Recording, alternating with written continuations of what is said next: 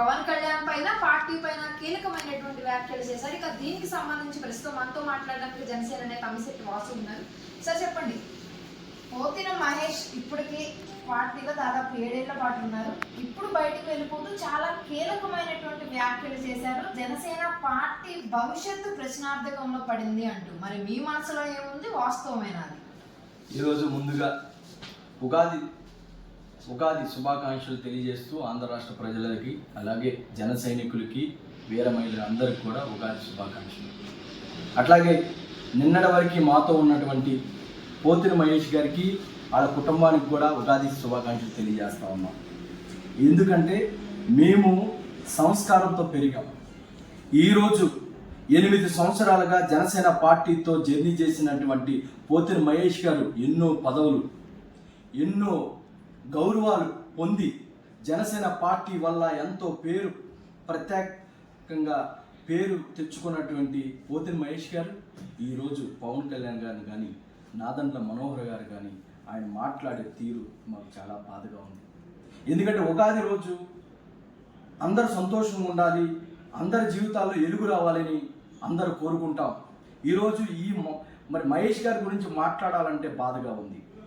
మేము ఒకటే చెప్తున్నాం పోతిన మహేష్ గారికి, ఆయన చెప్పినవన్నీ నిజాలైతే మరి గతంలో ఆయన మాట్లాడిని పవన్ కళ్యాణ్ గారు నాకు దేవుడు, ఆ రోజు సిపిఐ పార్టీ 2019లో అడిగినప్పుడు పొత్తు కూడా వద్దు, నాకు అవసరమైతే బీసీ నాయకుడైనటువంటి పోతిన మహేష్ గారికి సీట్ ఇప్పించారు అని పవన్ కళ్యాణ్ గారిని పొగిడావు. పవన్ కళ్యాణ్ గారిని దేవుడు అన్నారు మీరు. మరి ఈరోజు నీకు సీటు రానప్పటికీ మరి ఈరోజు పవన్ కళ్యాణ్ గారి మీద మరి ఏ రోజు కూడా పోతిన మహేష్ గారు ప్రెస్ మీట్లో స్క్రిప్ట్ రాచుకొని చదివేవాడు కాదు. ఎందుకంటే ఆయన ఒక లెక్చరర్గా ఉంటూ ఆయన పాఠాలు చెప్పే ఇదిలో ఆయన ఎప్పుడు కూడా ప్రెస్ మీట్లో మాట్లాడుతుంటే నిన్న తీరు చూస్తూ ఉంటే పేజీలు ఎవరో స్క్రిప్ట్ పంపిస్తే చదువుతూ ఉన్నారు పోతిన మహేష్ గారు. నేను అడుగుతా ఉన్నా, నీ క్యారెక్టర్ని, నీ రాజకీయ భవిష్యత్తుని, నీ క్యాడర్ భవిష్యత్తుని నువ్వు ఎక్కడో తాకట్టు పెట్టావో ఒక్కసారి ఆలోచించుకోవాలి పోతిన మహేష్ గారు, మేము అడుగుతా ఉన్నాం. ఎందుకంటే 8 సంవత్సరాలుగా జన సైనికులతో, జనసేన పార్టీతో ఉండి జన సైనికులందరూ కూడా నిన్ను మోసి, పవన్ కళ్యాణ్ గారి మీద ఉన్న నమ్మకంతో నిన్ను మోసి 8 సంవత్సరాలుగా నిన్ను మోసినందుకు మా అందరినీ జనసేన పార్టీ గొంతు కొయ్యాలనే నీ దుర్మార్గమైన ఆలోచనని మేము కట్టిపెట్టాం చేస్తున్నారు. బీసీలే త్యాగం చేయాలని చెప్పి కూడా ప్రశ్నిస్తున్నారు. అబ్బా చాలా సంతోషం. ఇప్పటికైనా మహేష్ గారికి కాపుల మీద ప్రేమ ఉంది.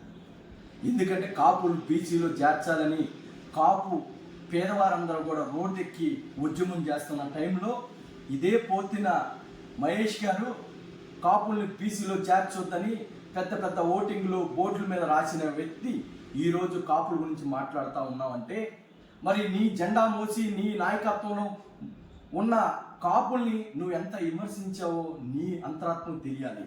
నువ్వు నిన్న TV9లో నేను మాట్లాడితే అమ్మవారి గుళ్ళో ప్రమాణం చేస్తానని అంటున్నావు. నువ్వు నిజంగా పార్టీ పట్ల చిత్తశుద్ధితో పనిచేశారని మేము అడుగుతా ఉన్నాం. ఈరోజు జనసేన పార్టీ విజయవాడలో ఒక్క సీటు కూడా లేకపోవటానికి కారణం తమరే కదని మేము అడుగుతా ఉన్నాం మీడియా ముఖంగా.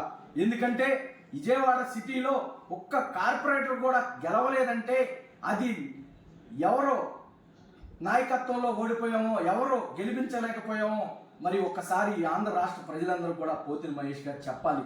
నీకు ఇంత బాధ్యత అప్పుచెప్పి ఎంపీటీసీలు, జెడ్పీటీసీలు ఇవన్నీ కూడా నీకు అప్పుచెప్పి మరి పార్టీని సమర్థమైన నాయకత్వంలో నడపమని నీకు అప్పుచెప్తే ఒక్క కార్పొరేటర్ కూడా గెలవలేని పరిస్థితుల్లో నువ్వు చేసావంటే ఇది నువ్వు మీడియా ముఖంగా చెప్పాలి.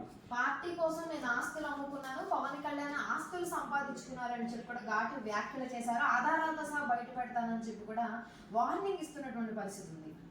సూటిగా మీడియా ముఖంగా నేను పోతిన మహేష్ గారిని అడుగుతా ఉన్నా, నువ్వు జనసేన పార్టీలోకి వచ్చినప్పుడు ఎన్ని అప్పులు ఉన్నాయి, నువ్వు జనసేన పార్టీకి ఎన్ని ఆస్తులు అమ్మావు, అదన్నీ కూడా క్లారిటీగా ఓపెన్గా మాట్లాడుకుందాం.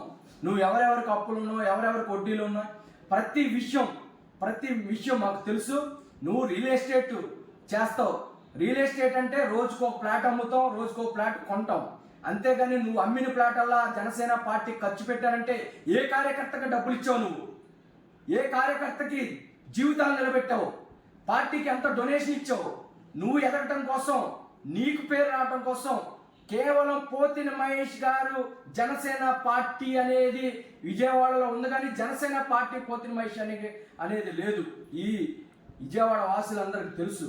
కేవలం వెస్ట్ నియోజకవర్గంలో నువ్వు ఎదగటం కోసం నువ్వు ఖర్చు పెట్టుకున్న డబ్బుల్ని అది పార్టీ ఖాతాలో వేయటం చాలా దుర్మార్గం. మహేష్ గారు ఇప్పటికైనా మీరు మీకు నచ్చిన పార్టీలోకి వెళ్ళండి. మీ రాజకీయ భవిష్యత్తు బాగుండాలని మనస్ఫూర్తిగా కోరుకుంటున్నాం. ఎందుకంటే రాజకీయాల్లోకి వచ్చేది ఎవరైనా అంతిమంగా ఏదో ఒక పదవి ఉండాలి, అసెంబ్లీకి వెళ్ళాలనే ఆలోచనతోనే నీలాంటి వ్యక్తులు కానీ నాలాంటి వ్యక్తులు కానీ చేస్తారు. ఆ పార్టీలో 10 సంవత్సరాలుగా జర్నీ చేసి నువ్వు ఇష్టం వచ్చిన